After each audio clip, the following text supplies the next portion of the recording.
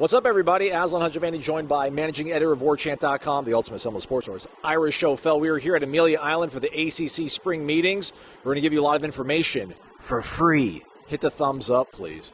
All right, Ira, first off, I kind of had to pull the curtain back a little bit for some of our subscribers over on Warchant.com. They were asking, what's the mood like out there, Aslan? The lawsuit, it's been settled, but is there still sort of a friction between everything? How would you describe, I guess, maybe the tone and the tenor? You've been doing this for, 13 years, you've said? Yeah. I'm sure you've seen the highs and the lows. How would you size up today so far? Yeah, I think this is kind of going back to the way it used to be before the lawsuit. It's amazing how that can kind of create some frostiness. And even before the lawsuit was filed, close to 2 years ago.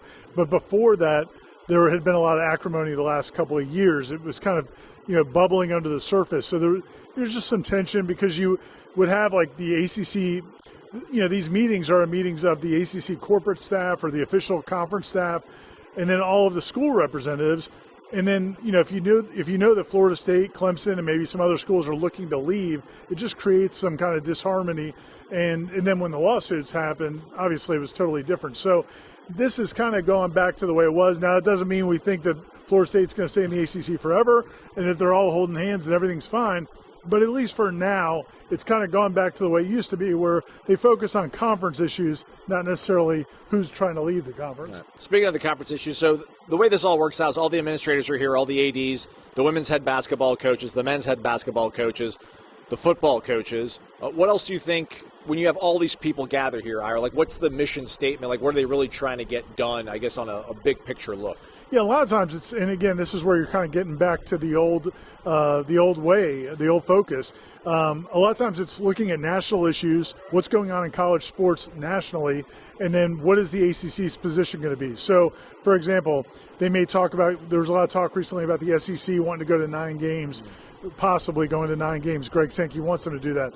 Well, the ACC coaches, that comes up every couple of years. Do you want to stay at 8 games? Do you want to go to 9 conference games? So that's one of the things they'll discuss.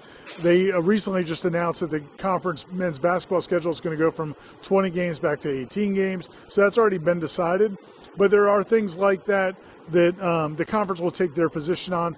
You and I were sitting in the hallway, and I listened to Jim Phillips, the commissioner of the ACC, approach a couple of the men's basketball coaches from the conference and asked them for their opinions about the 5-for-5 rule, which is one of the things that, traditionally in college sports, you have 5 years to play 4. There's one of the things they're talking about is maybe going to 5 years to play 5. So get rid of red shirts, but players could have 5 years to have 5 years of eligibility. Now, that would alleviate some of these lawsuits we've seen from some of these players who maybe came from junior college or different levels. That would kind of alleviate that concern, but there's no consensus yet. So, they're trying to get consensus from a conference level about how to handle some of these issues for when they go to the NCAA conferences. Have you ever seen the president of the NCAA at any of these? He's come in once or twice before, but usually it's I think one time he did stop and talk. So, yeah, he did speak today to the media for a few minutes after he spoke to everybody else for about an hour. Yeah, so Charlie Baker, former governor of Massachusetts, now the NCAA president, was here and spoke to the media afterwards. They had their joint meeting with all those coaches, all those administrators in one room. I kind of felt like he's embracing, I guess, this point in the journey for him as the president of the NCAA, because it sounds like he's either embracing the fact that power is going to be given to these, the power to is going to figure out the way to police everything. He's like, all right, fine, you guys can go ahead and take the lead and charge on that. Or if D.C.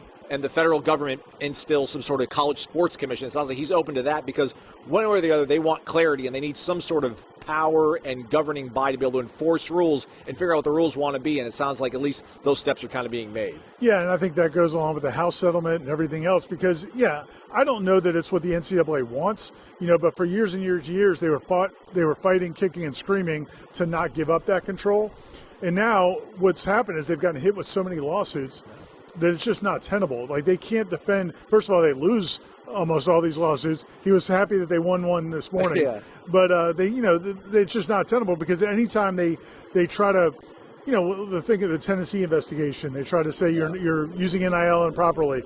Well, Tennessee took them to court. They had to drop it. So they've kind of gotten to the point where fine, tell us what we can do. Yeah. And if you need a different governing body to oversee football or the Power Four, whatever it is, then you need to go ahead and do that. So, yeah, I think they just want some clarity from their standpoint as well. And then, that's one of the other things that from a conference level, these, the conference officials will be deciding what is their position going to be on some of these things. Yeah, because he was saying there's no way you can govern when things change from court case to court case, which, the court case that happened here on Monday over in South Carolina was for a kid who wanted to get another year of eligibility because he played JUCO. Well, a kid that played at Rutgers got approval for his, and then the kid in South Carolina doesn't get approval for his. So it's, what are the rules? We don't know. We're trying to get closer to figuring all that out.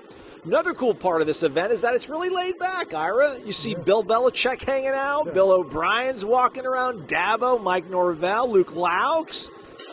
You said it was like the first day of high school? Yeah, it's like we saw Frank Reich walking up and kind of looking around like, what's going on? I've never done this one before. And then Bill O'Brien's like, oh, it's Frank Reich. Hey, come over here. Hey, guys, Frank Reich. And it's like him, Dabo, and Brent Key. And he's like, and they're all talking and introducing to each other. It's like the first day at school and like you're trying to find your friends to sit at the kitchen or the cafeteria table with. But also a lot of the reporters here want to talk to each other. A lot of them coming up to Ira. What are they asking you, Ira? What do you think the discussion is when people see two dudes covering Florida State football right now at the ACC Media Days? They're talking to both of us. But, yeah, no, it's a lot of questions about what happened at Florida State last year, which is a question that some of us are still asking ourselves. And then also, like, what are the expectations going forward? What is Tommy Castellanos? What is he going to be? And that's one of the things we'll be covering on the site is getting some of the opinions of some people that covered Tommy Castellanos at BC to find out what they thought of, what they think he can bring to Florida State. But then the other thing is just, what is realistic for Florida State? What is survivable for Mike Norvell? A lot of people in the conference from a media standpoint are trying to get a feel for where is Florida State right now, where's it going, and what happens if this doesn't turn around quickly. So I don't know that we have the answers for those people, but that is a big topic of conversation. Wednesday will be the commissioners' forum. Tomorrow, though, we'll get to probably catch up with Mike Norvell at some point as he's walking around all these hallways and going from meeting to meeting. What do you want to ask of Mike Norvell? What do you want to ask of Michael Alford if we bump into him tomorrow, Ira? Yeah, we're going to definitely talk to Michael Alford, Mike Norvell, Luke Laux, men's basketball coach. Brooke Wyckoff's here, the women's basketball coach. And, I think when it comes to Norvell, we did talk to him a week ago. So I think we'll focus more on some team stuff that we didn't get to. The last time we spoke to him over in Tallahassee was one of those press conferences where you have a lot of different media, a lot of different questions, but there's some specific questions about this team that I really want to get his answers on. He's not usually super forthcoming on the big picture, college athletics landscape stuff.